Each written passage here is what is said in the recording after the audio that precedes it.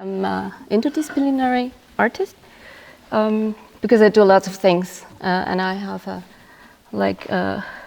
fine arts background, and I moved to movie, and I moved to sound art, and I moved to everything. But last year I was a guest professor at UDK, so I stopped basically my PhD project, which it's busy with these things.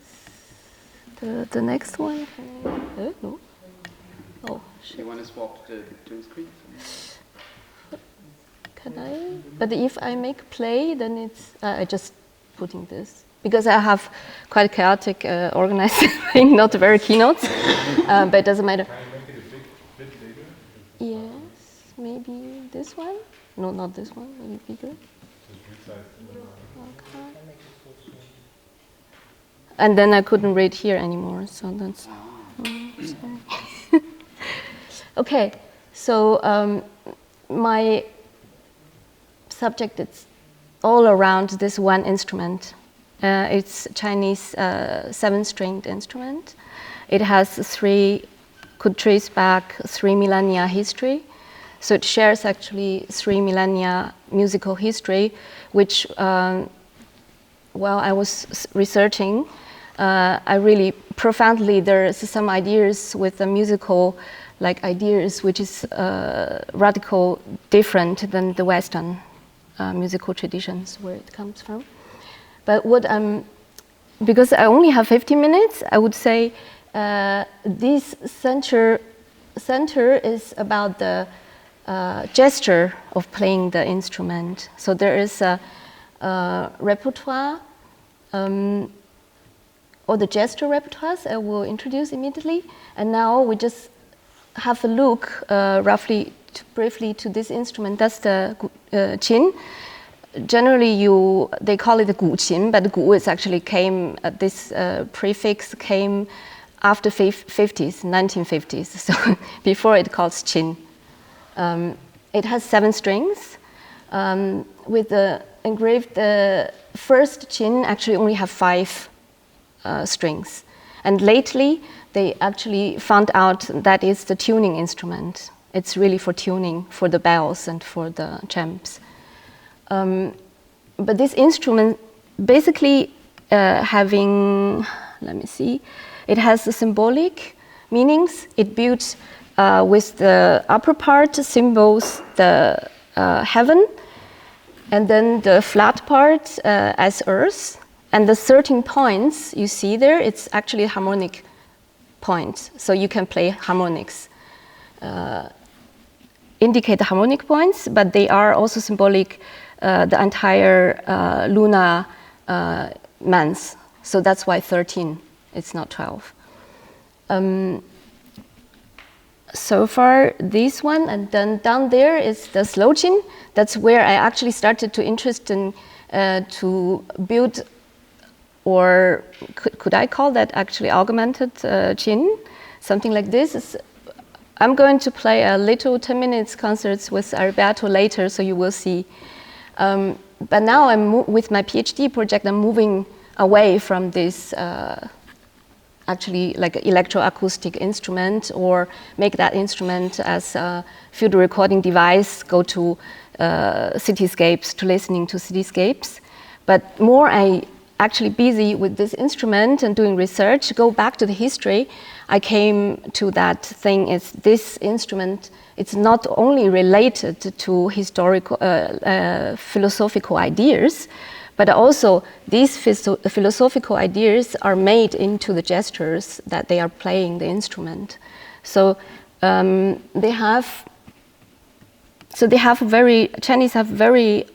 Chinese have very strange classification ideas about things. So they are actually classify also like your fingers with the natural environment. So you have the fingers actually, this is to the heaven and there's the earth, and so you could basically having the idea that you are playing not only using your hands, but these hands extended to the ideas of the environments that you are living. So that's the part, and then I go here fast. So that's the qin-fingering charts. You find these charts.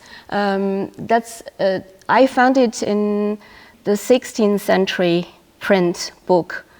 So they have this. It's called the qin menus. In the qin menus, basically, it's constitute fingering. They call it fingering charts. 手势图, that means hand posture charts. So you have here 33 of these charts, and they are constituted of 4 parts. Here it's the hand model, and here is actually descriptions of how you play this one gesture.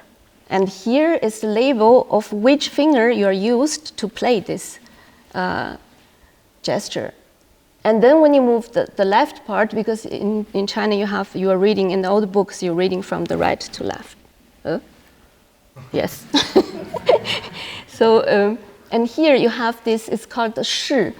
Shi is very, how to say, it's a term which is very hard to translate into any other languages, because it has multiple meanings. And here direct translation probably it's like posture, but the posture directly meaning also that what is happened in the situations when you see the entire image. So here is you see the crane, and here is called the wind started the crane to dance. So this first time when I saw these pictures, I thought, what is all of this about to learn about the single gestures? And here, when you dive into this, it's called the xingyue. Xing is metaphorical device. Xing is metaphor. And this short poetry, it describes actually very different. The 33 are, some of them are similar, some of them are really recite from the Book of Changes. I don't know if you know Book of Changes, or other these kind of classical literature. So more I dive in, actually now I already have, I could show you a little bit about this thing. So here is the things I did actually like 70 something. I started with the notation history. So where actually when they start to noting the music down, and that's the first Qin notation. It's in Tang Dynasty.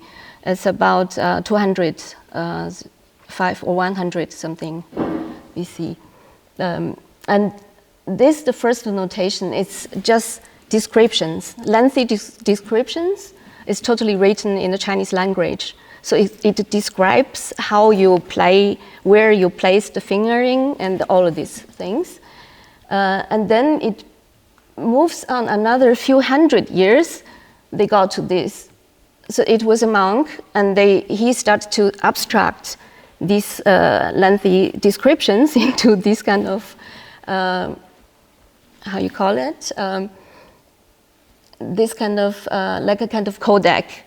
So these pictures, it make how you think the music will go into like a kind of curves, or go to this kind of shapes, start to make the notation. And then here in the Tang Dynasty, late Tang Dynasty, they became this. So that's the 简字 notation. It's used still today. So it's basically, can you see this? I can. It's like first sight, it's like a Chinese character, but it's not. So it's like here is the open strings, and here is the gesture down there. And then here you see from which, actually you have this gesture from the first string until the fifth. So within this one thing, it's a choreographical notation. So when you see this one notation, you actually have one action with the whole thing. The thing is, in qin notation, there is no indications of rhythm.